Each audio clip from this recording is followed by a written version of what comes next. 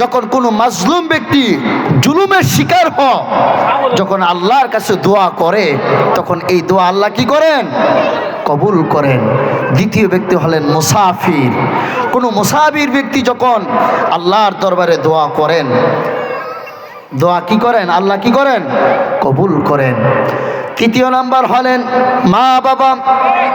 কোনো মা বাবা যখন কোনো সন্তানের জন্য সুদোয়া করেন, এটাও আল্লাহর দরবারে কবুল। যদি কোনো বদদোয়া করে, এটাও আল্লাহর দরবারে কবুল। দুনিয়ার গুল্লি মিস হবে, কিন্তু মা বাবার বদদোয়া দোয়া কোনোটাই মিস হবে না। এই জন্য বাবারা, যাদের মা আছে বাবা আছে, তার দিকে যদি আপনি একবার নজর দিয়ে তাকান, আমার আল্লাহ বলেছেন মাকবুল হজের সওয়াব বান্দারা আমল নামার মধ্যে দান করবেন। বলে সুবহানাল্লাহ।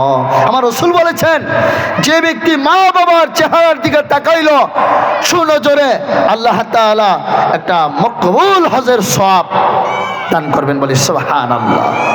এই জন্য বাবারা ভাইয়েরা, মা বাবার মনে কষ্ট দেওয়া যাবে না। আল্লাহর নবী, পিয়ারা নবী, নবী মুহাম্মদুর রাসূলুল্লাহ সাল্লাল্লাহু আলাইহি ওয়াসাল্লাম বলেন যে মা বাবার জন্য তোমরা কি করো? দোয়া করো। রব্বিরহামহুমা কামা রব্বায়ানি সগীরা। আল্লাহর কাছে দোয়া করো, আল্লাহ শৈশবে তারা আমাকে লালন পালন করেছেন, আল্লাহ তুমি তাদেরকে আল্লাহ তোমার দেওয়া জান্নাতের মেহমান বানিয়ে নাও। আল্লাহ তোমার পক্ষ থেকে জান্নাতে যে আরাম আয়েশের ব্যবস্থা আমার মা বাবার জন্য করো। বলি সুবহানাল্লাহ। আমরা দোয়া করতে চাই কি চাই না? মা বাবার খেদমত করতে চাই কি চাই? মা বাবার সাথে সদাচরণ করতে চাই কি চাই না? মা বাবা হলেন আপনার শফিক। কোন ব্যক্তি যদি মা বাবার সাথে কোনো অসন্তোষ করে, মা বাবার যদি সন্তানের প্রতি অসন্তুষ্ট থাকে, রাসূল বলেছেন হুমা নারুকা ওয়া জান্নাতুকা। মা বাবাই তোমার জন্য জাহান্নাম, আর মা বাবাই তোমার জন্য জান্নাত। আমরা মা বাবাকে খুশি করতে চাই কি চাই না?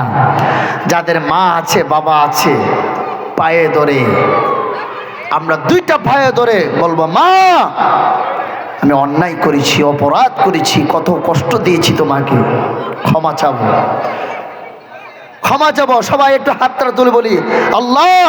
সবাই বলি আল্লাহ। আমাদের মা বাবা যারা বেঁচে আছেন, আল্লাহ তাদেরকে নেক হায়াত দান করেন। সবাই বলেন আমিন। যাদের মা বাবা নাই, আল্লাহ তাদেরকে জান্নাতের ফেরদাউসের মেহমান হিসেবে কবুল করেন। সবাই বলেন আমিন।